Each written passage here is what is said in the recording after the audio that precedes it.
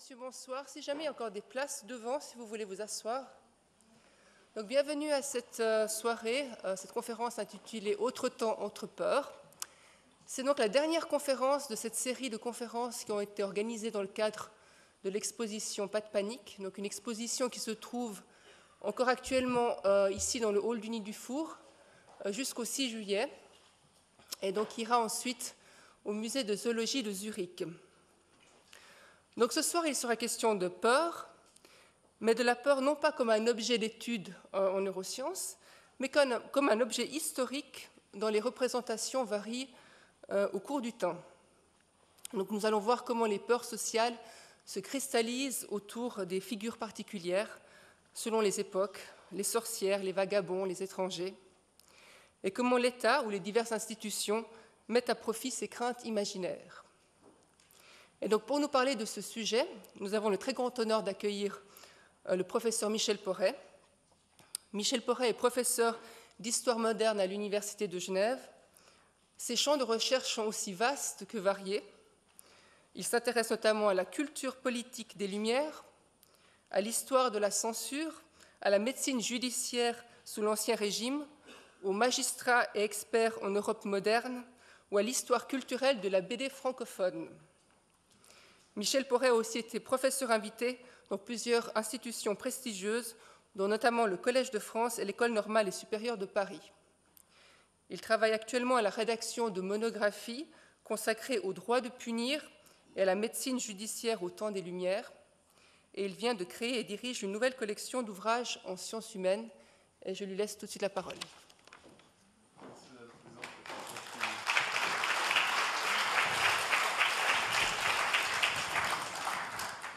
Merci pour ces gentils mots d'accueil, merci pour l'invitation, merci mesdames et messieurs de distraire cette belle soirée printanière pour venir écouter quelques propos mélancoliques sur l'histoire de la peur, et puis merci aussi aux étudiantes qui sont ici. Je ne les félicite pas parce qu'ils devraient plutôt préparer leurs examens plutôt que venir écouter ce qu'ils connaissent vu les cours, mais je les remercie. Je commencerai par une petite citation classique. Peur. Crainte, frayeur, mouvement par lequel l'âme est excitée à éviter un objet qui lui paraît nuisible. C'est une définition canonique de la peur qui a paru en 1694 dans la première édition du dictionnaire de l'Académie française. Cette définition est intéressante parce qu'elle pointe ce qui intéresse les historiens de la peur, non pas la peur elle-même, j'y reviendrai, mais l'objet sur lequel la peur se construit. Depuis, en effet, la peur est un objet d'histoire, comme toute une série d'autres objets, je dirais informels, liés à l'histoire des sensibilités individuelles et collectives. Depuis 1970 environ, l'histoire du sensible, et j'insiste énormément sur cette idée, l'histoire du sensible occupe une place importante dans l'historiographie contemporaine. Il y a des grands chantiers qui ont été ouverts au milieu des années 1970, les attitudes autour de la naissance, les attitudes autour de la sexualité, du sentiment amoureux, de la mort, de la peur, de la crainte. Donc c'est un vaste chantier qui a rénové l'histoire, je dirais l'historiographie contemporaine.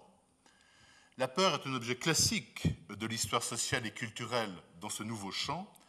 Et pourquoi elle est intéressante? Parce qu'elle permet, et c'est ce qui est très compliqué, d'historiciser les émotions. Comment on peut historiciser les émotions?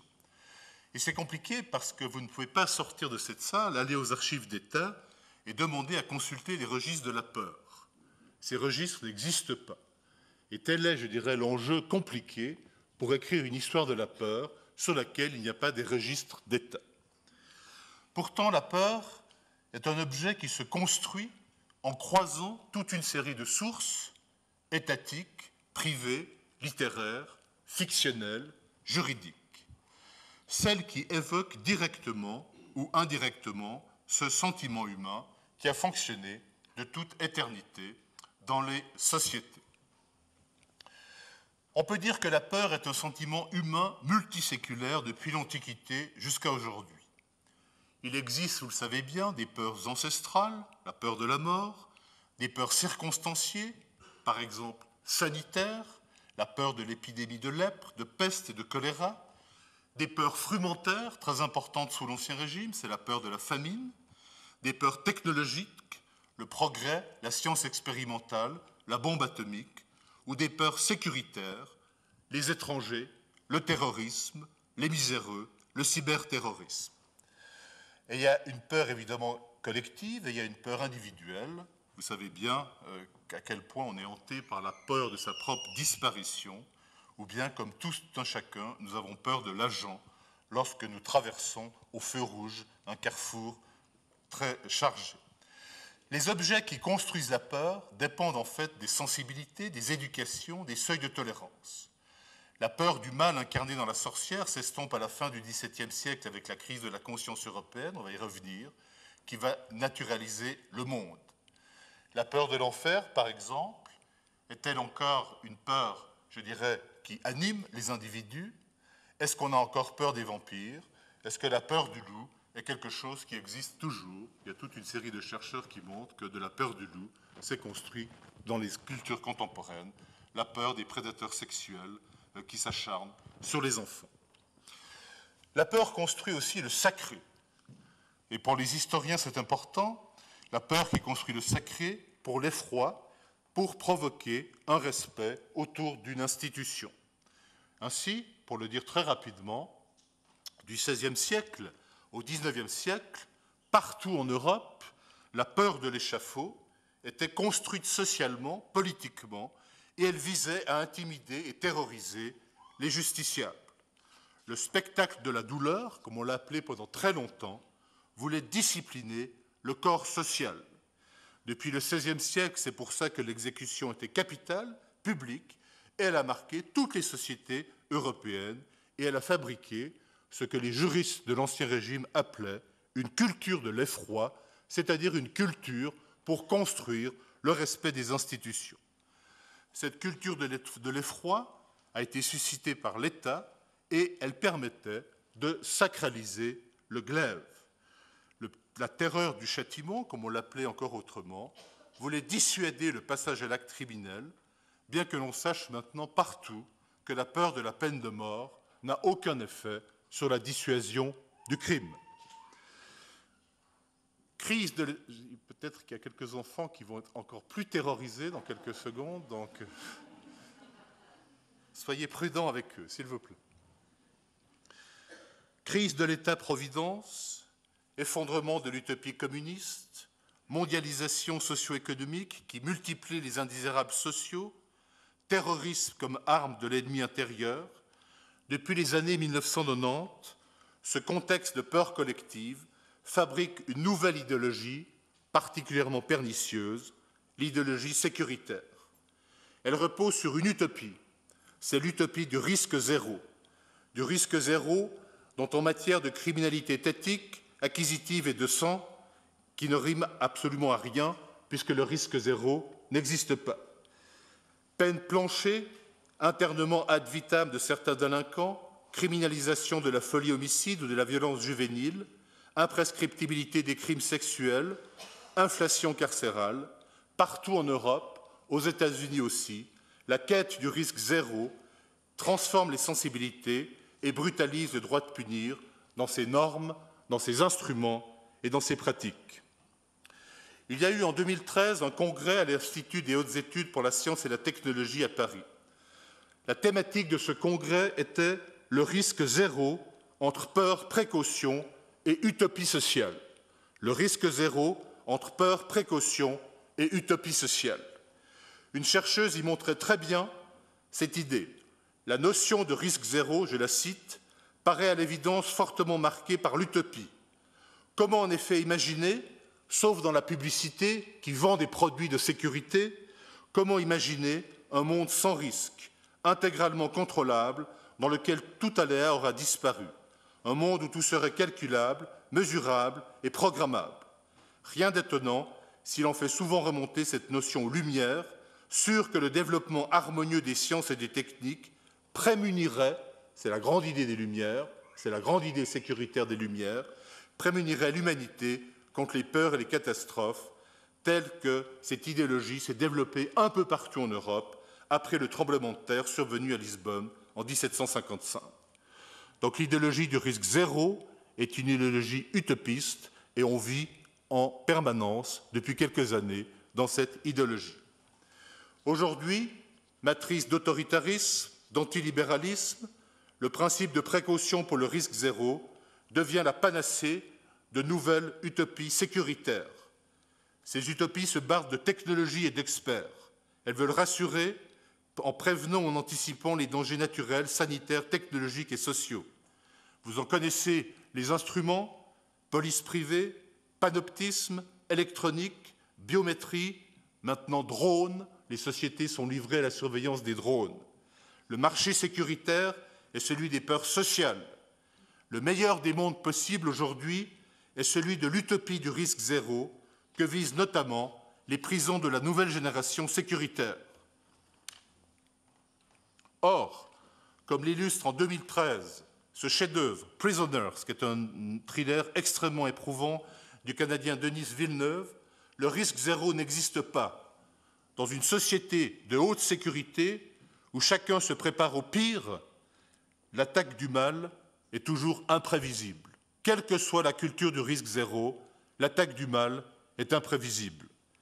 La récente tuerie de Bruxelles le démontre une fois de plus, d'autres le démontreront encore. Le risque zéro est une utopie sociale et une idéologie sécuritaire. La peur, vous le savez, c'est notre ennemi intime. Les psychiatres, les neurologues, et là je passe très rapidement parce qu'il y a des autorités, je dirais, qui vont me faire des remarques après ma conférence, donc j'évoque ça extrêmement rapidement. Mais vous le savez bien, des psychiatres et des neurologues qui ont travaillé sur ce que j'appelle notre ennemi intime, la peur, montrent un outil d'adaptation à une menace. C'est un mécanisme défensif qui dépend de l'activité cérébrale. Et sans atteindre les niveaux pathologiques de la phobie, la peur est un état physiologique naturel qui braque les sens contre l'adversité. Elle alarme contre le danger, la menace ou le conflit, réel ou imaginaire. Selon un cognitiviste qui écrit dans la revue Sciences humaines en 2005, je cite, « Depuis quelques années, on sait que l'homme est doté d'un cerveau émotionnel dont l'amygdale cérébrale, structure essentielle au décodage des émotions. Cet organe serait le creuset neurophysiologique des mécanismes émotionnels de la peur défensive. La littérature clinique sur la peur, qui est la sentinelle du risque, est infinie. Je ne vais pas l'aborder ici. C'était pour vous rappeler simplement dans quelle perspective on pourrait se mettre si on travaillait sur la peur et sur la clinique de la peur. Je laisse ce sujet à des spécialistes. Je ne le suis pas. Quand les historiens travaillent sur la peur, ils travaillent aussi sur un objet qui est très compliqué à construire, c'est ce qu'on appelle l'imaginaire. L'imaginaire social, l'imaginaire culturel. Notre ennemi intime peut mener à la folie. Vous le savez, cette thématique est un motif de l'imaginaire fictionnel, comme l'illustre magnifiquement, par exemple, Maupassant, dans la nouvelle Le Horla. Le motif de la peur focalise les auteurs de la fiction depuis très longtemps. Le roman gothique à la fin du XVIIIe siècle, pensez à Anne Radcliffe, à la littérature d'épouvante au XIXe et XXe siècle, à Edgar Poe, à Lovecraft, le cinéma d'épouvante et de science-fiction, la bande dessinée. De tout temps, en tout cas dans la modernité depuis le XIXe siècle, l'imaginaire de la peur est un ingrédient culturel. La créature cadavérique, fabriquée par le savant genevois Victor Frankenstein, que Mary Shelley imagine à Genève en 1816, le Janus du mal, Dr. Jekyll et Mr. Hyde, créé par Stevenson en 1886, ou encore le comte Dracula, ça c'est Frankenstein, j'y reviendrai, ou encore le comte Dracula, immortalisé par Bram Stoker à la fin du Xe siècle, ou tous les autres êtres surnaturels de la nuit, les loups-garous, les ghouls, les sorcières, les revenants, les zombies, qui hantent la littérature noire, qui inspirent le cinéma de genre depuis les années 1920, chacune de ces figures de la peur illustre un dispositif imaginaire suscité qui vise à provoquer un effroi ludique ou catharsique. On le sait, ces grandes figures romanesques de la peur incarnent en fait des grandes questions philosophiques qui hantent l'esprit humain. La recherche scientifique, la nature de la divinité, relisez Frankenstein, l'individu scindé par le mal, Dr. Jekyll et Mr. Hyde, La contamination morbide, la sexualité refoulée et l'inconscient morbide encore, Dracula, la métamorphose du corps et la frontière entre l'humain et l'animal, le loup-garou, le rapport terrible entre les vivants et les morts, l'histoire des spectres, l'intercession satanique, les sorcières, le retour des morts et le deuil impossible, le genre des zombies. Ces incarnations maléfiques de la peur humaine illustrent notamment les angoisses individuelles et collectives, ainsi que la bataille symbolique pour la sécurité et la bataille pour le bien et le mal que se livre l'humanité. La bande dessinée, vous le savez, joue beaucoup. Voilà ici la problématique de la séparation des genres. Il y a tout un genre sur la mutation des espèces qui a été paradigmé d'une certaine manière avec le mythe du loup-garou. La problématique des zombies, le rapport entre les mondes et entre les vivants et les morts. On pourrait faire une leçon entière sur la manière dont le cinéma a construit une culture de la peur. Mais je terminerai, avant d'aborder les 3 objets qui vont m'intéresser, je terminerai avec évidemment un petit coup d'œil du côté de la bande dessinée, et notamment du côté des aventures de Tintin, puisque Hergé, au long des 24 albums, déploie d'une manière systématique les grands motifs de la peur. La peur de la bête ancestrale dans l'île Noire, la peur de la fin du monde dans l'étoile mystérieuse, ou encore la peur du maléfice de l'enchantement dans les 7 boules de cristal. Donc il y a un énorme champ d'histoire culturelle qui peut travailler sur les représentations de la peur, et ces représentations de la peur sont particulièrement actives, je dirais, dans l'imaginaire social, depuis, en tout cas, la fin du XVIIIe siècle. Maintenant, j'aimerais vous montrer 2 exemples, c'est-à-dire entre l'Ancien Régime et l'époque contemporaine, j'aimerais vous montrer 2 cas exemplaires. 2 figures de peur collective et sociale qui sont particulières à l'Ancien Régime et au XIXe siècle, et puis notre culture contemporaine pour voir comment est construite une idéologie de l'insécurité, et c'est la peur du criminel étranger dans le populisme pénal qui traverse toute l'Europe depuis une vingtaine d'années. D'abord, les 2 objets. La société d'Ancien Régime, il y a des spécialistes de la société d'Ancien Régime dans cette salle, est pétrie d'innombrables peurs collectives et individuelles. C'est ce que Jean Delumeau avait montré dans un ouvrage qui est devenu classique, La peur en Occident, paru en 1978, et qui a ouvert, je le montre très rapidement, qui a ouvert une immense historiographie sur la problématique de la peur. C'est un livre, je dirais, qui a ouvert véritablement des travaux sur l'histoire de la peur. Cette société d'Ancien Régime, elle est traversée par une série de peurs dont on peut rappeler quelques-unes, je dirais, des composantes. L'eschatologie, ou la peur de la fin du monde en l'an 1000, la peur des infidèles et des musulmans au XIIIe siècle qui empoisonneraient les fontaines de la chrétienté, la peur du mal que déchaîne Satan depuis le XVIe siècle, la peur du vagabond sans foi ni loi, la peur des épidémies et de la guerre, la terreur des brigands et des pirates, XVIe, XVIIe siècle, la peur d'être enterré vivant dans les années 1740, la peur terrible du pacte de famine jusqu'à la veille de la Révolution. On pourrait multiplier les exemples des peurs collectives et individuelles qui ont mobilisé les gens et les individus sous l'Ancien Régime.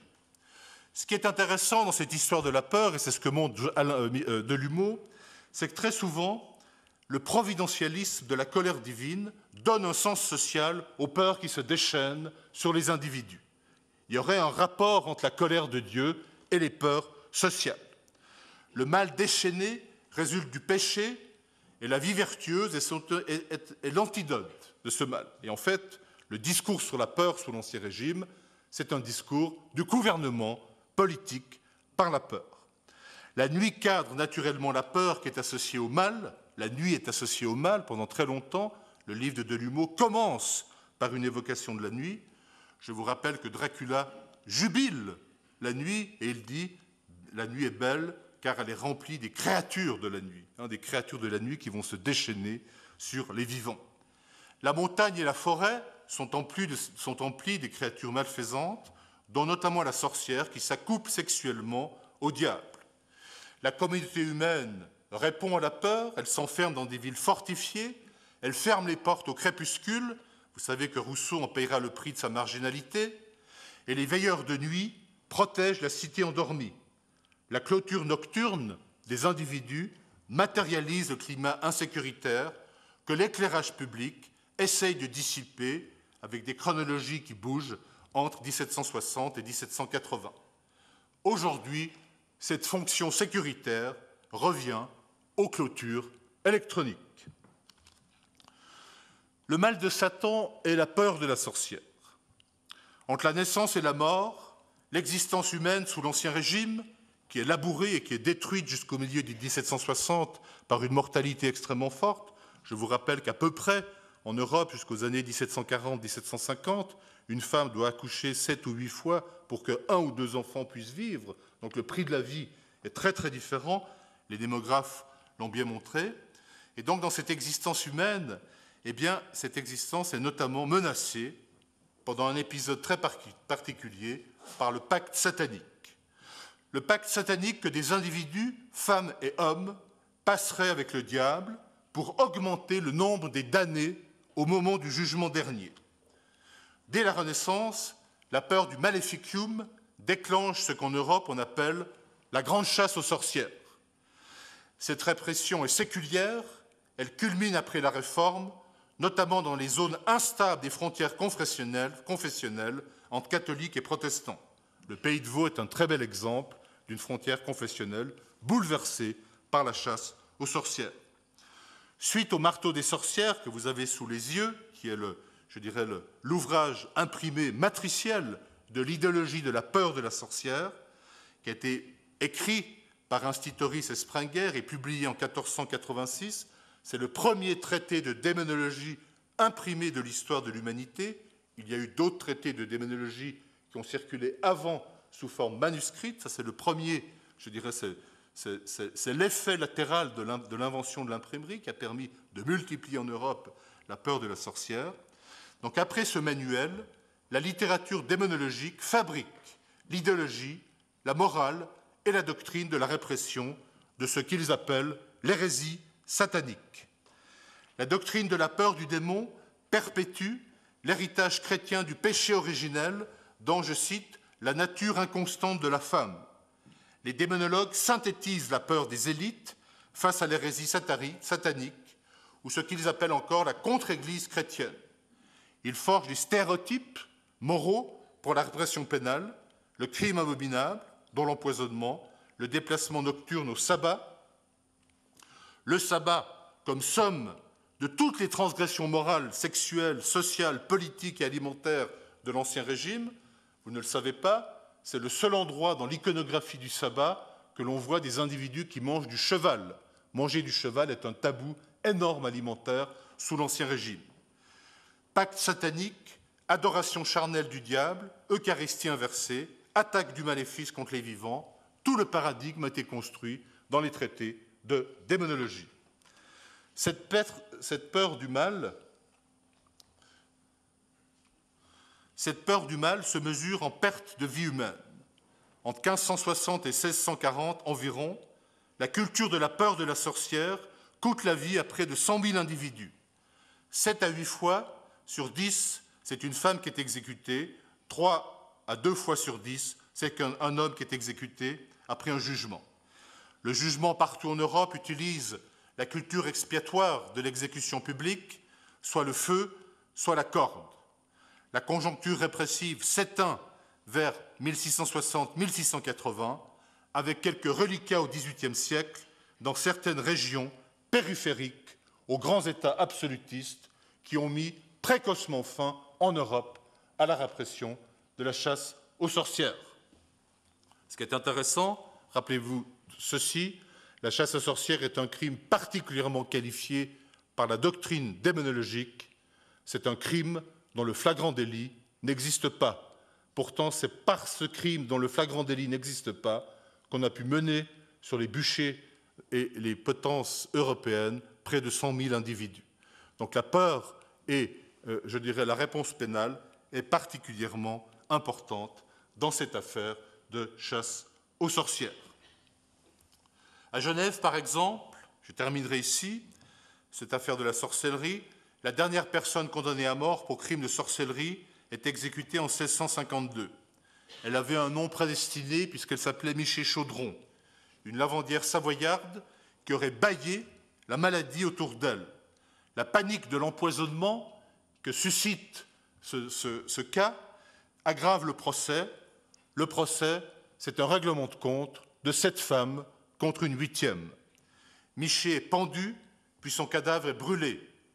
Or, vers cette époque, c'est pour ça que le procès est intéressant, un peu partout dans l'Europe urbaine, la peur du diable devient intolérable pour les élites, qu'anime ce qu'on pourrait appeler très rapidement, et beaucoup trop rapidement, un naturalisme scientifique et médical, newtonien, et un rationalisme cartésien. C'est ce que le grand historien des idées Paul Hazard avait appelé la crise de la conscience européenne à la fin du XVIIe siècle, qui est contemporaine de la fin de la chasse aux sorcières. Se libérer de la peur par la raison naturelle, c'est quelque chose qu'on pourrait qualifier d'une sorte de morale moderne. Or, ce modernisme moral anime Jean-Alphonse Turrettini, esprit libéral, professeur d'histoire ecclésiastique et de théologie à Genève. Il publie une lettre qui a eu un retentissement européen en 1729 dans la fameuse bibliothèque raisonnée des ouvrages des savants d'Europe. Et dans cette lettre, et lorsque l'on tombe sur un document de ce type, l'historien est particulièrement heureux parce qu'on voit que quelqu'un a pensé d'une manière contemporaine ce qu'on essaye de reconstruire d'une manière postérieure par la recherche historique. C'est comment moralement on peut sortir de la peur. C'est difficile, je vous ai dit que vous ne pouvez pas aller aux archives chercher le registre de la peur. Par contre, vous pouvez tomber sur un document de ce type-là, que je vais vous lire maintenant, qui vous montre comment moralement, quelqu'un qui appartient à l'élite intellectuelle essaye de sortir de la culture de la peur. Je commence. Je me souviens que dans mon enfance, on me faisait bien des contes sur les spectres, il y a des mères dans la salle, hein, méfiez-vous, aussi bien que sur les sorciers, sur les morts qui revenaient, sur les esprits, hein, il parle de la fin du XVIIe siècle. Je gobais évidemment ces récits à la manière des enfants qui aiment beaucoup le merveilleux. Mais depuis que j'ai eu l'usage de la raison, on est, je dirais, sur le marchepied des Lumières avec Turrettini, depuis que j'ai eu l'usage de la raison et que j'ai goûté les principes de la philosophie, donc c'est la philosophie naturelle, j'ai trouvé que tout cela n'était que de vains épouvantails, bien plus. Depuis 40 ou 50 ans, crise de la conscience européenne, le texte est parfait hein, comme démonstration de la, je dirais, du paradigme. Depuis 40 ou 50 ans, plus ou moins, ces fantômes ont disparu, non seulement chez nous, mais encore dans un grand nombre d'autres pays du monde où l'on cultive les lettres, de sorte qu'à l'heure qu'il est, on n'entend plus parler de rien de semblable, ou de moins personne n'y ajoute foi. Preuve évidente que ce n'était que des songes, d'une imagination blessée et de quelques esprits crédules, de purs restes de paganisme et de papisme, ça c'est le côté protestant, qui n'avaient d'autre fondement que des bruits vagues et des préjugés, mais n'ont pu tenir compte les lumières d'une meilleure philosophie qui a dissipé nos peurs. Donc vous voyez, il y a une conscience sociale, certaines fois, de cette problématique et de la sortie de la peur. J'aimerais aborder un deuxième sujet qui a une actualité phénoménale, qui est ce que j'ai appelé une peur sociale ancestrale, les mendiants. Et cette peur sociale ancestrale des mendiants et des pauvres, c'est une peur qui commence au XVIe siècle, et vous en vivez encore dedans, puisque vous savez que Genève, parmi d'autres villes en Suisse romande, a été à l'avant-garde pour criminaliser, il y a quelques années, la mendicité publique. D'abord, un petit rappel, dans l'île qui est notre pays. Aujourd'hui, vous le savez peut-être, selon les dernières statistiques de l'Union européenne, il y aurait 115 millions d'Européens, 115 millions d'Européens qui s'enfoncent tranquillement dans la pauvreté ou l'exclusion sociale, ce qui représente 30% de la population des 27 membres de l'Union européenne. Cette pauvreté galopante est en train d'arriver maintenant, on le voit en France, on le voit en Italie, on le voit en Espagne, est en train de frapper non plus les plus démunis, mais frappe les classes moyennes. Devenue intolérable pour les moralistes de la vie urbaine, la mendicité en a le symptôme invisible, en a le symptôme visible. Et vous savez, je l'ai rappelé, qu'il y a tout un débat public, dans plusieurs villes de Suisse notamment, pour faire disparaître la mendicité, en imaginant qu'on la fasse disparaître en la criminalisant. Petite ou grande, structurelle ou conjoncturelle, la misère sociale est une des particularités de l'Ancien Régime. Une historienne a très bien écrit que l'Ancien Régime, c'était le moment de la vie fragile, la vie démographique fragile, la vie de la richesse fragile, la vie alimentaire fragile, une vie fragile qui commence de se dénouer tranquillement autour des années 1760-1770. Ces institutions officielles de charité, ecclésiale, étatique, peinent face à la précarité sociale qui marginalise les pauvres honteux ou les pauvres glorieux, les estropiés, les misérables, les infirmes, les mendiants, les vagabonds. Or, ce qui est intéressant, c'est que la peur du pauvre qui va se radicaliser partout en Europe depuis le XVIe siècle est une peur nouvelle. Pendant très longtemps, la figure du pauvre, notamment jusqu'à la fin du Moyen Âge, la figure du pauvre est au contraire une figure consolatrice. C'est une figure qui justifie la charité chrétienne, coutumière durant le Moyen Âge, en déclin après, puisque c'est par le pauvre peut éprouver la charité du chrétien qui aspire à la vie éternelle comme récompense de sa générosité. Ce modèle d'intégration sociale de la pauvreté extrêmement habile s'est brisé à partir de la Renaissance. Dès le XVIe siècle, le pauvre va être socialement marginalisé, enfermé dans un discours sécuritaire. L'économie marchande, l'essor du capitalisme en Europe du Nord, forge de nouvelles catégories utilitaires du travail et du profit. Contrairement à l'image médiévale du pauvre, le pauvre de la Renaissance est désacralisé et sécularisé. Partout en Europe, avec un accent plus fort dans les régions protestantes, il va incarner la figure inquiétante d'une nouvelle peur sociale. Il perd son statut évangélique, sa valeur spirituelle de révélateur de la charité privée. Il devient, et la formule est européenne, elle est terrible, il devient inutile au monde. C'est la formule qu'on utilise au XVIe siècle pour parler des pauvres. C'est un inutile au monde. Imaginez qu'on dise ça aujourd'hui dans une classe ou dans un séminaire. Vous avez, je dirais, un procès pénal qui vous suivra à peu près pendant 20 ans pour avoir osé dire une chose aussi indigne à quelqu'un. Il est inutile au monde. Va s'y ajouter d'autres adjectifs, fainéant et très rapidement dangereux.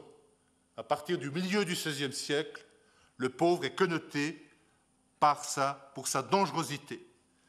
Et le mendiant va être traqué par la maréchaussée. Dans la campagne, le pauvre errant est craint pour ses rapines et son statut d'incendiaire vindicatif.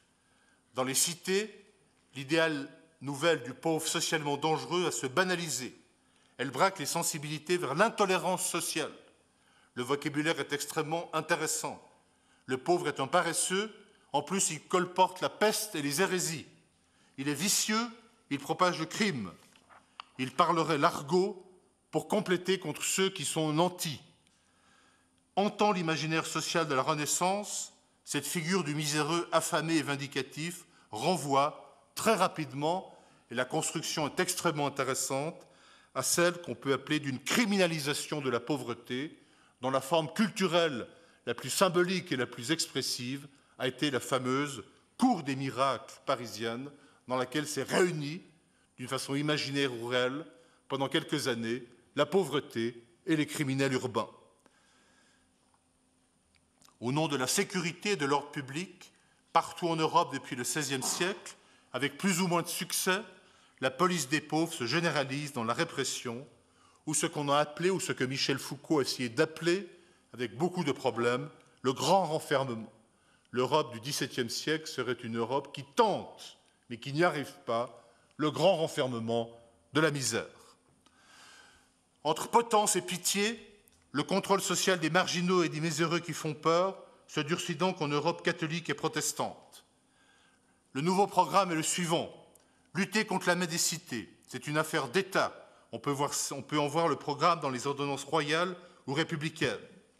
Les instruments, la fustigation jusqu'au sang par le chasse-coquin, l'expulsion des villes par le mendiant avec les vagabonds, le classement par les autorités et la séparation des mauvais et des bons pauvres. Les premiers sont moralement suspects car oisifs, hostiles au travail. Ils sont traqués, chassés, parfois enfermés. Les seconds, les pauvres honteux, ont des circonstances atténuantes. Ils subissent des aléas conjoncturels, la cherté des prix, la disette, la guerre, l'épidémie, la faillite. Les bons pauvres obtiennent alors des certificats de mendicité. Et puis, dans beaucoup de villes européennes comme Genève, l'État, les bourses des pauvres et les hôpitaux ou les boîtes des corporations vont leur accorder une assistance domiciliaire avec des vivres, des hardes et de l'argent et organisent l'assistance légale selon un modèle qui va se répandre un peu depuis le XVIIe siècle. L'assistance officielle se mue en contrôle social, alors que le travail forcé devient la panacée de l'oisiveté. La pauvreté gagne le registre social du comportement immoral. Utilitariste avant la date, enrichi dans le négoce et la banque, les bourgeois calvinistes d'Amsterdam édifient en 1596 une maison de correction qui va faire date et de discipline pour les pauvres et les mendiants. 2 séparations, les hommes sont contraints de raboter du bois pour les entrepreneurs, dans ce qu'on appelle le rapsus, et les femmes vont devoir filer du coton dans ce qu'on appelle le spinhus. Et ce nouveau modèle d'institution qui veut endiguer, je dirais, la montée en puissance des inutiles au monde, va être le modèle qui va se développer dans toute l'Europe jusqu'à la fin du XVIIIe siècle pour essayer de répondre aux angoisses collectives face aux errants et aux pauvres de la misère qui envahissent les villes. Cette politique protestante du contrôle social de la marginalité est conforme aux nouvelles formes autoritaires de l'assistance alors en vigueur en Europe du Nord, État allemand, État helvétique. Sous François Ier, même politique répressive. Contre le désordre de la mendicité, contre l'aumône manuelle, les secours sont distribués sous la houlette sécularisée et ecclésiale d'une administration officielle. Aumône générale, Lyon dès 1535, Bureau des pauvres, Paris 1544. Les pauvres valides, enchaînés, entretiennent les fortifications et purgent les fossés des villes. Au temps de l'absolutisme Louis XIVien, l'assistance disciplinaire se renforce avec la conception ségrégationniste du contrôle social qui sépare le corps social sain des miséreux de celui des gens qui ne sont pas pauvres. Culmine alors la répression des pauvres incorrigibles et des mendiants professionnels. Arrêtés en ville par les archers du roi, traqués dans les campagnes par la maréchaussée, dénoncés par les paysans qui les craignent comme des incendiaires, les inutiles au monde gagnent les dépôts de mendicité. Et on trouve ce mouvement au XVIIIe siècle un peu partout en Europe, et notamment en Angleterre, où l'on essaye de stocker les pauvres dans les fameux working house. Pour terminer ce chapitre, malgré tout, au XVIIIe siècle émerge une conception plus moderne de la pauvreté et de sa causalité. Il y a une sorte de desserrement de la peur envers les pauvres. Dès 1750, la révolution démographique, le passage de l'agriculture extensive à l'agriculture intensive, la proto-industrialisation, l'exode rural, bouleversent la production des richesses et l'accumulation du capital. La pauvreté, à partir des années 1750 et 1760, est moins pensée en termes moraux qu'en termes économiques. La pauvreté devient sociale, pourtant elle inquiète toujours. Le pauvre de la fin du XVIIIe siècle préfigure le prolétaire du siècle de Marx. Des philosophes évoquent alors le droit au travail. On trouve ça chez Montesquieu, on trouve ça chez Beccaria. Condorcet, Malthus, Sismondi, un peu partout, on réfléchit à la possibilité d'endiguer la pauvreté, non plus par la répression, non plus par la mise hors des villes, mais par quelque chose qui arriverait à réorganiser la distribution des richesses et surtout à organiser le travail. Je vous renvoie, pour terminer cette brève introduction, ce passage sur la pauvreté, je vous renvoie à la fois à la tentative de la Révolution, qui essaye d'organiser le travail avec des ateliers nationaux, et je vous renvoie encore, avant la Révolution, aux idées du banquier genevois Necker, qui avait tout un programme de mise au travail économique des pauvres, pour que justement on sorte, dans la France des dernières années de l'Ancien Régime, on sorte de la peur sociale de la pauvreté qui nourrissait la répression violente de cette misère. Le XIXe siècle, très rapidement, je dirais qu'il y a quand même une continuité du sentiment d'insécurité, puisque la pauvreté et la misère sont souvent associées dans les villes à la criminalité contre les biens qui statistiquement augmente depuis le XVIIIe siècle. Et partout en Europe, après 1800, c'est un exemple parmi des dizaines d'autres, il y a une panique envers les classes laborieuses et les classes dangereuses. Cette panique va reconfigurer les sensibilités bourgeoises et les représentations de l'insécurité. La ville de la peur est une ville nocturne, comme le montrent notamment ces deux images tirées du Petit Journal qui expriment la peur du bourgeois face à la figure qui focalise la peur sociale à Paris à la fin du XIXe siècle, c'est la peur de l'Apache, la peur du jeune délinquant, la peur du type qui sort des faubourgs, qui descend dans la ville le soir pour égorger le bourgeois. Il y a tout un imaginaire des bas-fonds et du milieu à la fin du XIXe siècle qui associe l'insécurité urbaine, non pas à la pauvreté, non pas au retentissement de la révolution industrielle, mais véritablement à des foyers criminogènes qui envahiraient la ville et qui, la nuit venue, descendent et font, je dirais, ce type de travail que représente d'une manière très spectaculaire le Petit Journal, qui est un des grands journaux à la fin du XIXe siècle, qui alimente l'insécurité urbaine en mettant à la une, comme le fait 24 heures de nos jours en Suisse, en mettant à la une les faits divers les plus abominables pour nourrir l'insécurité urbaine. Ici, à partir de ce programme, on pourrait développer pendant 2 heures une réflexion sur les peurs bourgeoises à la fin du XIXe siècle, qui associent toujours les mêmes figures, l'Apache, le bourgeois, la nuit, la police, regardez la taille des policiers, qui est impuissante par rapport à la taille de géants que sont les Apaches, et puis bien évidemment, ceci nourrit ce qu'on appelle l'idéologie sécuritaire, et l'idéologie sécuritaire à la fin du XIXe siècle contre l'insécurité des Apaches, contre l'insécurité du milieu, contre l'insécurité de ce que Dominique Khalifa a étudié dans son livre sur les bas-fonds, eh bien, l'idéologie, elle a 2 entrées, c'est le bagne et la guillotine. C'est une guillotine qui fonctionne fréquemment sur l'espace public, et c'est l'envoi au bagne qui permet d'apaiser et de sortir de ce climat d'inquiétude sociale, d'inquiétude urbaine, de peur urbaine, que nourrit d'une façon extrêmement sophistiquée et extrêmement, je dirais, intelligente, le Petit Journal. Je vous rappelle juste au passage que certains numéros du Petit Journal tirent à 1 200 000 exemplaires. Donc vous regardez les tirages de la presse contemporaine avec ce type, je dirais, d'information. Donc il y a véritablement une construction extrêmement sophistiquée de ce climat de peur, qui est aussi un climat, je dirais, qui se refocalise au XIXe siècle contre ceux qui, dans la longue durée, incarnent l'ostracisme social depuis les vagabonds jusqu'à l'analogie qui se fait entre le vagabond et le criminel, l'errant, celui qui n'a pas de racines. Je terminerai avec une réflexion beaucoup plus contemporaine. Et je crois qu'on est dans un pays démocratique où cette réflexion contemporaine est importante.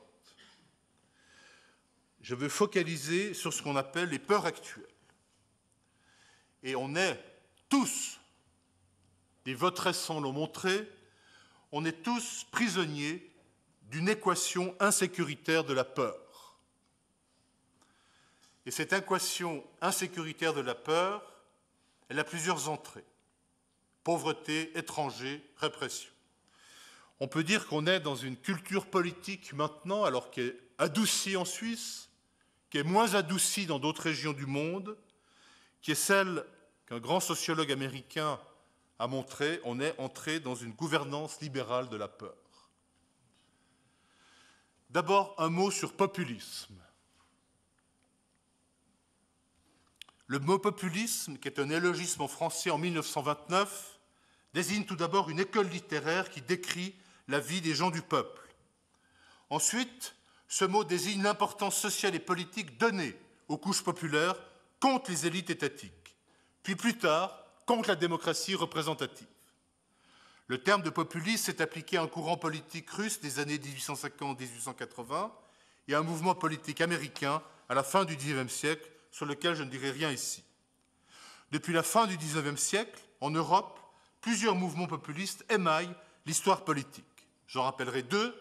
En France, le boulangisme en 1889 et 1891 et le poujadisme en 1953 et 1958 ont illustré cette tradition antidémocratique, apeurée par la démocratie, apeurée par la masse, et qui fait une liaison permanente entre criminalité, étrangers et masse.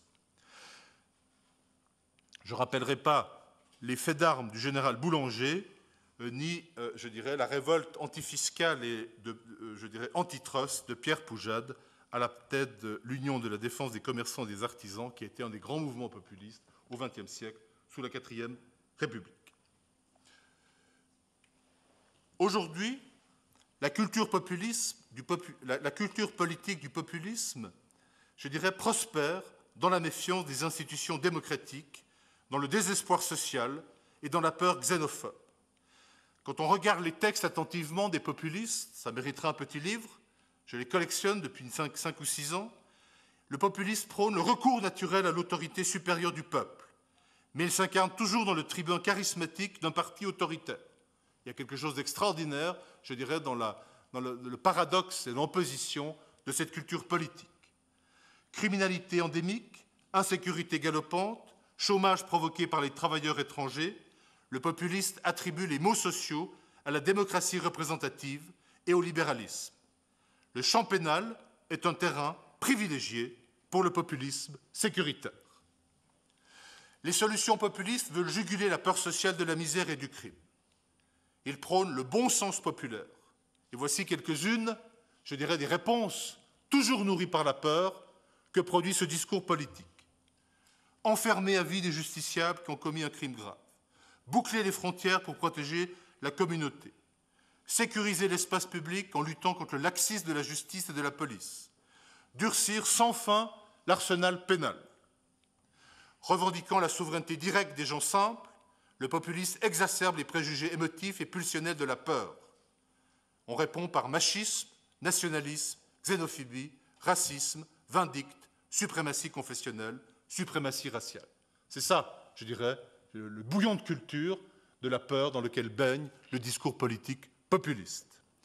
Soi-disant au diapason d'une opinion publique, unanime contre l'altérité associée à l'insécurité et à la peur que fabrique cette insécurité, le populisme place le débat sécuritaire au cœur du champ politique. Il entretient les peurs sociales, mais en fait qu'il contribue à construire pour justifier sa politique autoritaire. Il n'arrête pas de revendiquer le degré zéro. Je vous rappelle, le degré zéro n'existe pas, même pas dans les textes utopiques du XVIIIe siècle.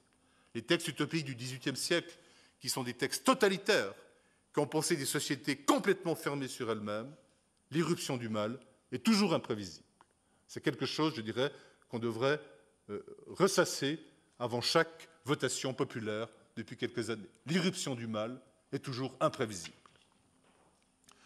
Depuis une décennie environ, ce populisme pénal ronge la démocratie dans beaucoup de pays européens.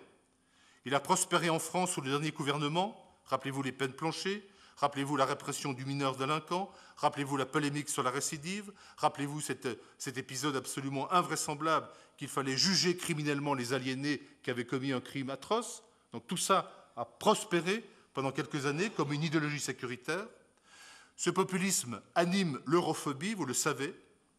Si on regarde la Suisse, même son de cloche, avec l'initiative populaire pour l'internement perpétuel des délinquants les plus dangereux, votée en 2004 et inscrite en 2008 dans le code pénal avec beaucoup de difficultés, la Suisse démocratique joue la carte de la peur.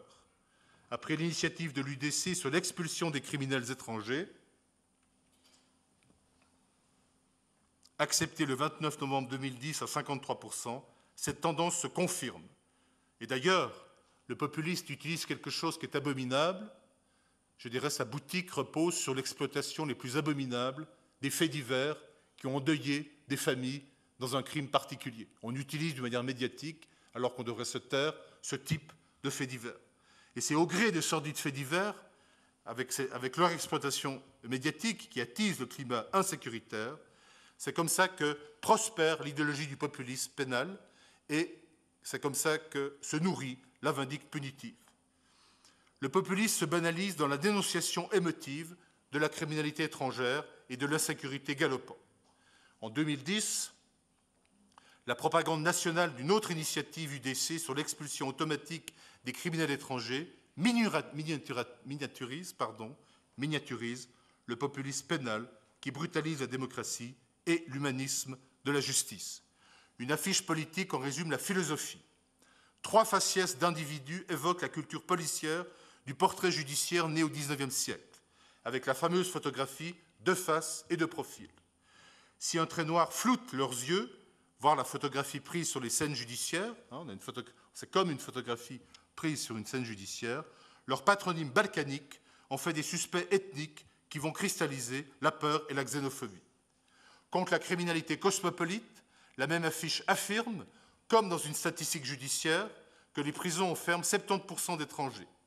Dénué de sociologie pénitentiaire, ce message de panique culmine dans une autre affiche du même parti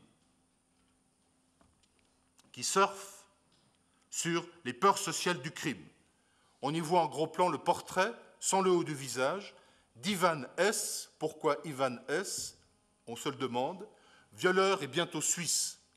La dangerosité du prédateur sexuel ressort de deux choses, sa posture corporelle et son maillot de corps.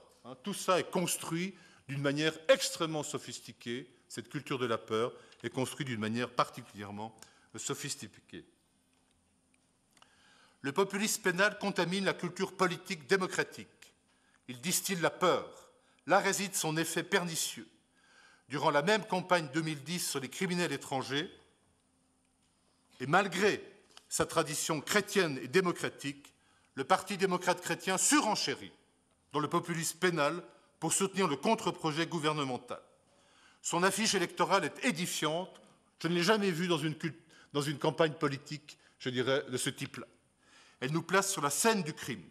Un manichéen, un montage photo oppose le délinquant endurci dans le mal et le voleur par nécessité. Deux figures classiques de la culture judiciaire. Le délinquant endurci dans le mal et le voleur par nécessité. La propagande renoue avec la criminologie du XIXe siècle. Sur la gauche de l'affiche, dans un cadre urbain délabré, on y voit un homme à peau claire gisant au sol. La souffrance déchire son visage. Il se fait matraquer par un individu dont la face montre la détermination homicide. La droite de l'affiche montre un supermarché désert avec un adolescent vêtu d'un anorak dont le col figure un foulard oriental, comme un chèche ou un kéfi. Allez vous demander pourquoi. La première scène du crime renvoie à des lésions corporelles graves, la seconde à un vol avec effraction de 200 francs. Voilà où en est arrivé le débat politique en 2010, même dans le parti qui avait une tradition démocratique extrêmement longue en Suisse. La question posée dans ce climat de peur, qui doit être expulsé? Qui ne doit pas l'être? En défendant un projet modéré pour l'expulsion des criminels étrangers, cette affiche démocratique pactise avec la gouvernementalité de la peur. Elle popularise une scène criminelle pour montrer à quel point la société peut être livrée à des prédateurs. Un but très simple, mobiliser l'émotion victimaire par la peur pour légitimer le durcissement de la législation pénale. Un peu partout en Europe, la brutalisation de la justice que porte le populisme pénal reflète les peurs sociales contemporaines que génèrent bien évidemment, et c'est un vrai sujet, les incertitudes économiques, la misère nouvelle des classes moyennes, les mouvements de population, le recul de l'État-providence, la précarisation des systèmes de santé, d'éducation. Le défi démocratique à cette culture de la peur, comment y répondre sans enrichir le terreau des incertitudes et des peurs sociales qui génèrent l'exclusion? Comment y répondre sans apporter de l'eau au moulin du populisme politique et pénal? Comment assurer la sécurité des biens et des individus en respectant l'humanisme pénal né avec les Lumières et qui est le creuset de l'état de droit indépassable? Comment vaincre la peur sociale de l'altérité, trop souvent ethnicisée, en dangerosité criminelle? Il y aurait tout un travail à faire sur les nouvelles catégories de la dangerosité criminelle qui ont été systématiquement ethnicisées depuis une dizaine d'années dans toute une, je dirais, partie de la propagande politique. C'est un vrai sujet de recherche, je dirais, en sciences des représentations. L'histoire de la peur est une histoire politique dont une page importante s'écrit en ce moment. Personne dans cette salle n'en connaît la fin. On a tous foi dans les institutions démocratiques. Personne ne connaît la fin de cette histoire de la peur qui s'inscrit un peu partout en Europe. J'aimerais terminer avec une citation. Elle est un tout petit peu longue, mais je terminerai comme ça avec quelque chose, je dirais, peut-être qui vous restera dans la tête. Si la plupart des intellectuels et des responsables politiques modernes déclarent rejeter la peur au nom de la liberté, de la raison et de quelques autres valeurs héritées des Lumières, ils viennent pourtant y puiser comme à une source de vitalité et de renouveau politique. Qu'il s'agisse de la terreur jacobine, du despotisme des soviets, du génocide dans les Balkans ou des attentats terroristes du 11 septembre, ils aiment avoir dans la peur de ces mots et de leur condamnation l'occasion d'une régénération collective, et ce, non pas pour ceux qui en ont été les victimes, mais pour nous-mêmes, qui n'en avons été que les spectateurs. La peur est en effet censée nous enseigner le prix de certaines valeurs. La crainte de la guerre civile doit nous apprendre à respecter l'autorité de la loi, celle du totalitarisme à chérir la démocratie libérale et celle du fondamentalisme religieux à défendre la tolérance et le pluralisme. Parce que nous redoutons ces mots, nous nous laissons persuader de prendre des mesures qui doivent permettre de nous en prémunir. Après quoi, nous sommes à nouveau capables d'apprécier et d'aimer leur juste valeur, ces antidotes que sont l'autorité de la loi, la démocratie libérale. L'autre vertu supposée de la peur à caractère politique est de susciter un éveil spirituel général. En l'absence du danger et de la crainte qu'il inspire, ce ne sont pas seulement les convictions politiques qui nous manquent, mais la conviction tout court, et nous sombrons alors dans une sorte de morbide apathie. Seule la peur est à même de nous pousser à nouveau à l'action et de nous contraindre que la vie vaut bien la peine d'être vécue.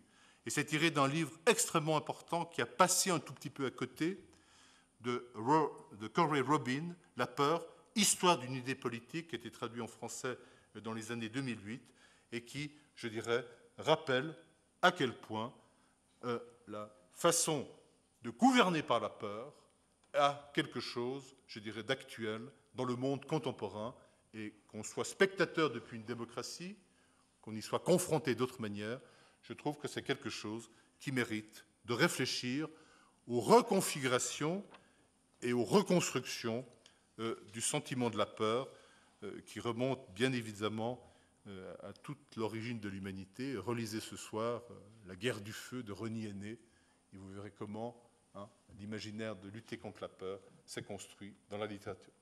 Je vous remercie de votre attention.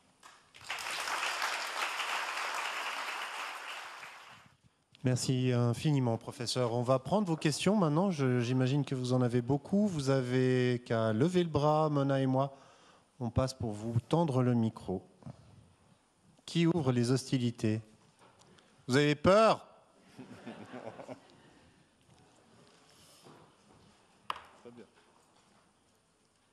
C'est ça, hein, vous êtes trop clair, trop complet, voilà.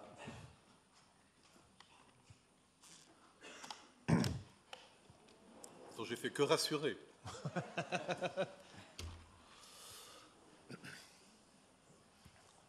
Est-ce que vous pensez que la peur est toujours instrumentalisée, ou malgré tout, il y a quand même une certaine, je ne sais pas, légitimité à avoir peur de certaines choses à certains moments? Donc le côté pessimiste de ce soir, que j'ai accentué, parce que voilà, je suis dans ce sentiment en ce moment. Donc l'instrumentalisation de la peur, donc c'est évidemment que ça fait partie, je dirais, si on se réduit simplement aux politiques, c'est quelque chose, je dirais, qu'on peut en faire l'histoire depuis l'état absolutiste jusqu'à l'état libéral d'une manière permanente. J'ai donné quelques exemples, je crois que ça c'est évident. Maintenant, les peurs collectives et les peurs individuelles, bien sûr qu'elles sont...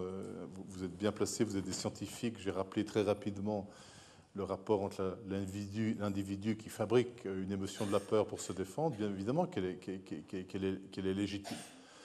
On peut prendre maintenant, je lisais dans Le Monde de ce soir, de nouveau le climat d'insécurité et de peur que réaffrontent les communautés. C'est un exemple, les communautés juives dans les grandes villes européennes depuis quelques jours, parce que simplement, l'attaque, on ne sait pas d'où elle viendra. Donc c'est évident que ce sentiment de peur, il est maintenant légitime ou pas légitime, ça devient très compliqué, mais il est, je dirais, il est le fruit d'un moment très difficile, et puis sa légitimité est réelle. Donc c'est véritablement des gens qui sont dans une situation d'être assiégés.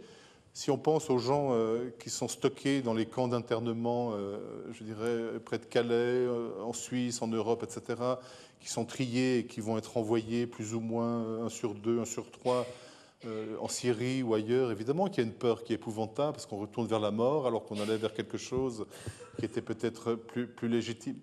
Donc la peur, c'est à la fois une défense, et puis ça c'est le côté peut-être individuel, et puis c'est à la fois aussi quelque chose, le livre de Robin le montre très bien, c'est aussi quelque chose qui qui est utilisé politiquement, le Patriot Act aux États-Unis, sur lequel on est complètement maintenant d'accord, alors que les juristes libéraux, il y a 10 ans, dénonçaient toutes les implications, alors que maintenant il a passé, tout simplement, je dirais, dans la routine politique.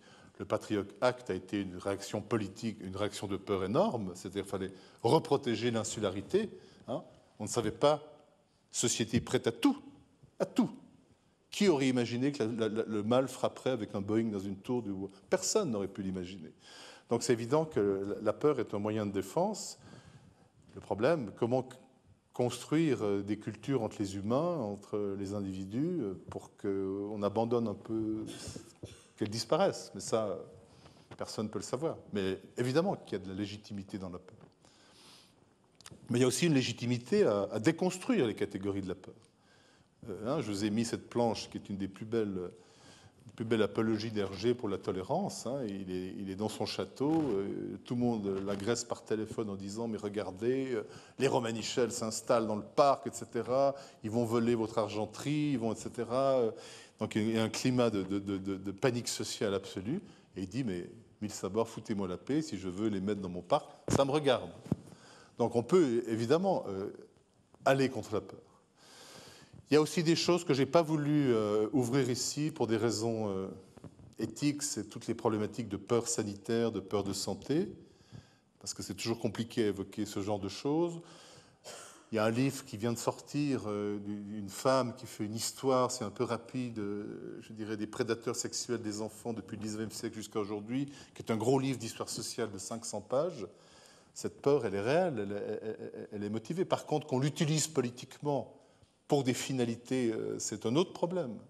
Pour des finalités de réforme ou de suspension ou de transformation de l'état de droit, ça c'est un autre problème. Et le défi de l'état de droit, il est là, hein, il est à cet endroit-là. C'est-à-dire ne pas reculer sur les fondamentaux, même si la peur est là. Et ça, c'est la réponse démocratique.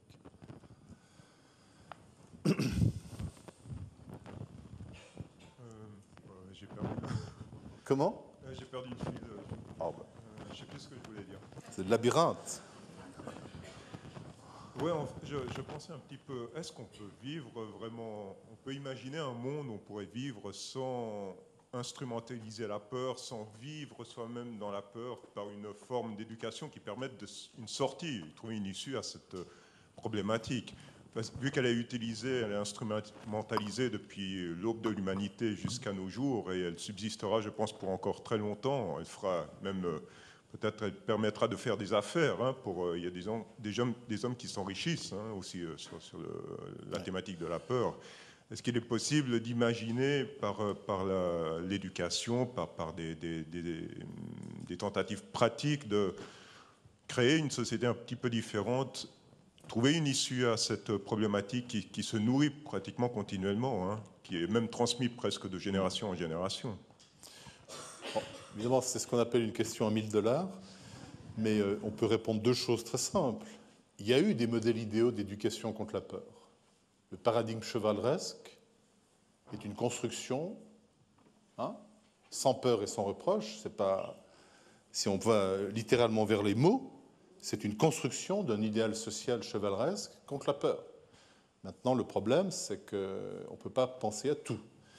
Deuxième réponse, il se trouve que je suis en train de faire un travail de fond sur les utopies du XVIIIe siècle. Et je regarde cette thématique parce que les écrivains d'utopie, qui étaient des écrivains totalisants, montraient des modèles idéaux globaux. Et en fait, ces sociétés, il y a toujours une faille. Et je crois que éduquer un enfant pour pas qu'il ait peur, bon, ça fait partie de ce qu'on doit faire quand on est un enfant, bien évidemment, c'est-à-dire qu'il ait confiance en lui. Maintenant, tout le problème, c'est l'intimité, c'est entre soi et soi. Donc ça, c'est des questions, moi, je peux pas m'y aventurer. Mais des modèles idéotypes, il y en a eu. Le paradigme, on pourrait même répondre que le paradigme soviétique était un système politique, économique et social qui avait voulu neutraliser cette variante. C'est-à-dire que tout était planifié. Maintenant, le problème, c'est que la planification idéale, elle n'existe même pas en utopie. Donc je crois que ça revient à faire de l'anthropologie on revient chez vous, hein, c'est-à-dire bon, ben, on est construit cognitivement ou biologiquement, ou rapport entre culture et biologie, pour avoir notamment quelque chose qui s'appelle la peur et qui peut nous protéger. Tant que la peur protège, c'est bien. Quand la peur rend fou, comme vous savez, le personnage extraordinaire, enfin il y en a deux qui me viennent dans la tête, hein, c'est le personnage du très beau film qui s'appelle Peeping Tom, hein, qui est un type qui est un des plus beaux films du XXe siècle. C'est l'histoire d'un enfant où le père l'a éduqué et l'a filmé chaque fois qu'il avait peur. Et il l'a construit dans cette volonté de mettre à distance par le cinéma, son père voulait en faire un surhomme, mettre à distance sa peur. Qu'est-ce qui devient un tueur en série? Voilà.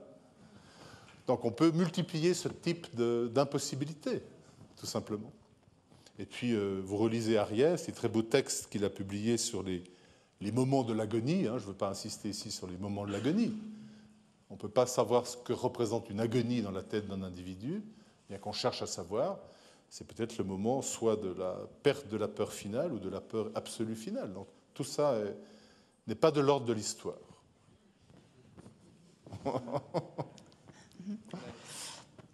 Oui. Vous avez parlé, et je vous remercie, avec beaucoup d'émotion de ces sujets. Parler avec émotion, avec rage, c'est précieux parce que trop souvent, on parle de façon très distante, très froid. Donc les émotions, pour moi, cette émotion, c'était déjà quelque chose pour moi précieux parce qu'il faut en avoir ras-le-bol des situations qui se passent. Puis, père des pauvres, c'est connu, mais ce qui monte aussi, c'est le père des riches, et il est bien justifié. À cause de corruption, à cause des constructions mensongères qui influencent aussi la situation économique, alors il crée ces pauvres. Ça, j'ai beaucoup plus peur des riches. Et troisième chose, dans la démocratie, le système populiste est facile parce que c'est un message simple, message convaincant. Il faudrait, pour déconstruire cette manipulation, aussi créer un message pas trop intellectuel, mais simplifié. Pourquoi père, il engendre le père? Pourquoi il y a cette spirale qui augmente la criminalité et diminue pas? Donc, le père, il se nourrit soi-même et c'est une spirale qui est très difficile, effectivement, pour désamorcer. Merci.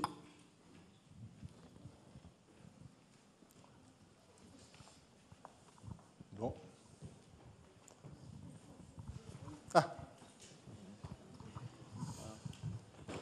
Deux questions. La première, la relation entre la génétique et la peur.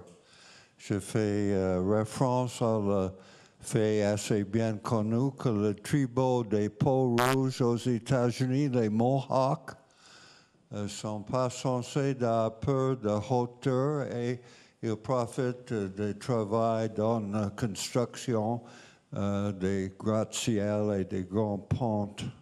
Ça, c'est une question. La deuxième question, le rôle de culture dans la génération de peur ou plutôt de réduire la peur. Comme peut-être vous savez, les cinémas de horreur nippon, comme par exemple sur nos écrans maintenant Godzilla, sont faits dans plusieurs versions qui sont de plus ou moins horribles, et les plus horribles sont réservés pour le public nippon, puisqu'il a besoin de plus d'effets peur.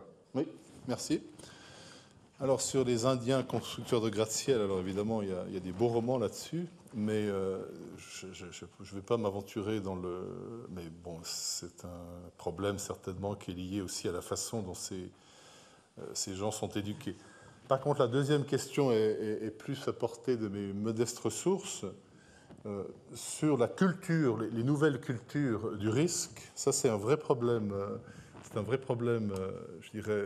Alain Corbin avait une idée extraordinaire lorsqu'il parlait des nouvelles cultures du risque dans les sociétés contemporaines, c'est-à-dire qu'on va vers l'excès. On est dans des sociétés où on va vers l'excès. C'est-à-dire qu'il y aura un rapport avec l'épuisement du sentiment démocratique, c'est-à-dire qu'on commence d'être fatigué du sentiment démocratique, hein, les votations le montrent, 50% quand tout va bien, et il y aurait des cultures urbaines qui vont dans l'excès depuis 20 ou 30 ans, dans l'excès du bruit, dans l'excès de la boisson, dans l'excès de l'émotion, dans l'excès de certaines performances sportives, saut élastique, etc., qui recherchent d'une façon extrêmement forte le risque, je dirais, de se tuer, mais avec une garantie absolue que ça n'arrive pas. Et ça, c'est vrai que ça a beaucoup reconfiguré les sensibilités nocturnes. Pour donner une idée claire, parce que peut-être ma réponse n'est pas très claire, tout le monde veut absolument, dans cette salle, dormir dans le silence absolu, mais tout le monde adore aller dans une disco où les décibels montent à je ne sais pas combien. Donc c'est ça, je dirais, une sorte de paradoxe d'une vie moderne maintenant sur l'histoire du sensible. Maintenant, le cinéma, pas du tout. Le cinéma fantastique, c'est peut-être un peu long maintenant, le genre du cinéma fantastique. Je vous rappelle que le premier film de Frankenstein est tourné en 1910. Donc le cinéma d'horreur et le cinéma fantastique est inhérent à la naissance du cinéma. Et puis le genre fantastique est un genre qui évidemment surenchérit d'une certaine manière, mais ce n'est pas évident, surenchérit de ce qu'on pourrait appeler les effets spéciaux, etc. Mais c'est d'abord toujours des films qui se penchent sur des films identiques qui ont été avant eux. Donc c'est très souvent des films qui doivent se voir en intertextualité, en interregard, et qu'il n'y a pas forcément, je dirais, une plus grande violence au cinéma actuellement. Il y a des moyens techniques différents, mais si vous comparez des films, fantastiques des années 50-60, donc notre regard a un peu vieilli parce qu'on est habitué à d'autres sensibilités de la violence, mais il y a des choses tout aussi comparables dans la violence. Donc je ne crois pas que là il y ait quelque chose de très... moi je ne vois pas quelque chose de très prometteur. Le cinéma presque... Rappelez-vous, le cinéma s'invente avec des spectacles de foire où on montre des monstres à côté, puis à côté on montre une toile. Et tout ça s'est rencontré très vite dans l'imaginaire cinématographique depuis plus d'un siècle. Alors... Ah, pardon. Excusez-moi. Je ne vous ai pas vu. Alors oui, j'ai une question. Donc, la peur a tout d'abord une fonction salvatrice, bien qu'elle ait perdu un petit peu de son importance, vu qu'il y a moins de chances de se retrouver face à un tigre à dents de sabre de nos jours. Hein? Un tigre à dents de sabre, enfin, c'est pour simplement illustrer le fait qu'elle avait pour fonction de sauver l'être humain dans les premiers temps. Elle a toujours, d'ailleurs. Elle a aussi une autre fonction, qui est une fonction de cohésion sociale. Donc, du coup, de nos jours, existe-t-il, par des moyens génétiques, par des déficiences génétiques, des êtres sans peur, qui n'éprouvent pas de peur? Est-ce que cela serait bénéfique? Oui. D'abord, je ne suis pas généticien. Je ne peux pas vous répondre.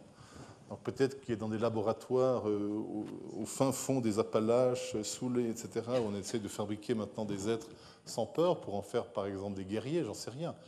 Maintenant, on peut réfléchir à ce que nous offre une culture imaginaire pour réfléchir à cette problématique, c'est-à-dire est-ce qu'un être sans peur ou une machine qui n'a plus de peur est un partenaire convaincant? C'est ça la question. Vous rentrez chez vous et puis vous revisionnez ce soir 2001 l'Odyssée de l'espace. Et vous avez la réponse. Lorsque Hal devient fou, à un certain moment, c'est-à-dire sa super-intelligence n'est plus négociable, ne peut plus être... Il n'est plus un partenaire acceptable pour les êtres humains. Vous vous rappelez, hein, c'est une scène prodigieuse de réflexion sur vos problèmes.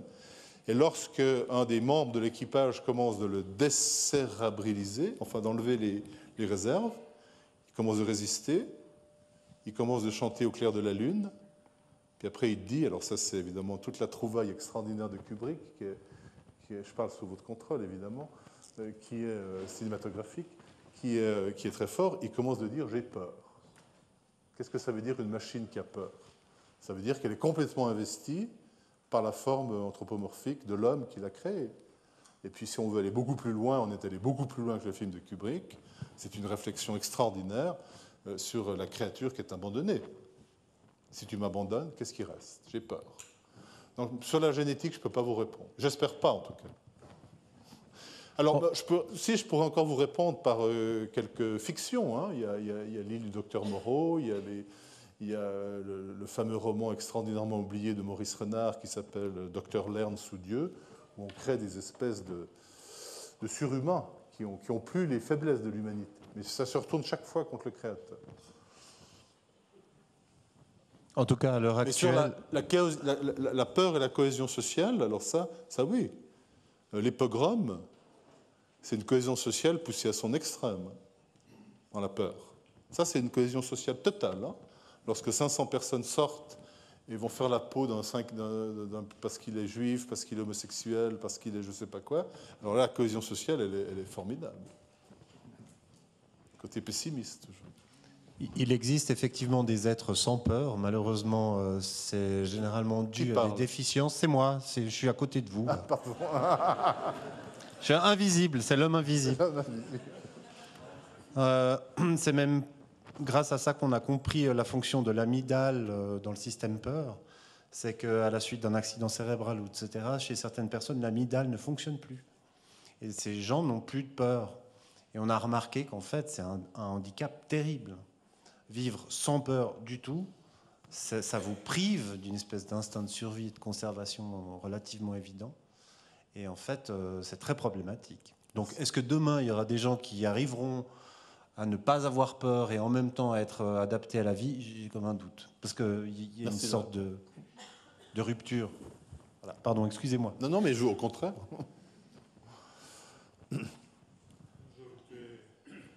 Attendez, je vous amène le micro, comme ça tout le monde vous entendra. Dit que personne n'a eu dans sa vie un moment de peur, c'est vraiment de la folie. Tout le monde a peur.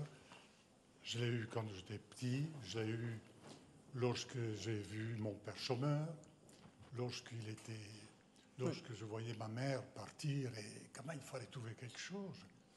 Et je crois que l'élément essentiel, la lutte, disons, l'élément essentiel pour essayer de sortir, pas seul de la peur, parce qu'il n'est pas possible de sortir seul de la peur si on sait ça isolé.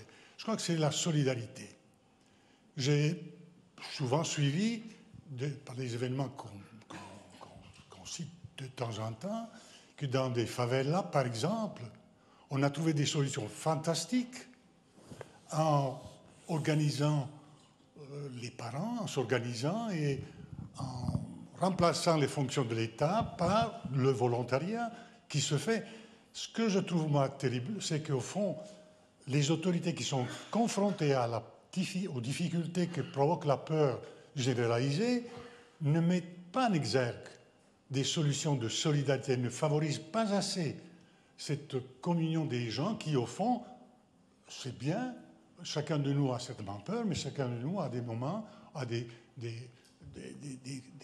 petits jardins où on n'a pas peur, qu'on peut partager avec ceux qui ont peur. Et c'est cet esprit-là, je trouve, moi, qu'il faudrait cultiver au niveau de l'école. Par exemple, je veux être le meilleur. Mais pourquoi tu veux être le meilleur d'un groupe? Il serait bon d'être le meilleur avec un groupe.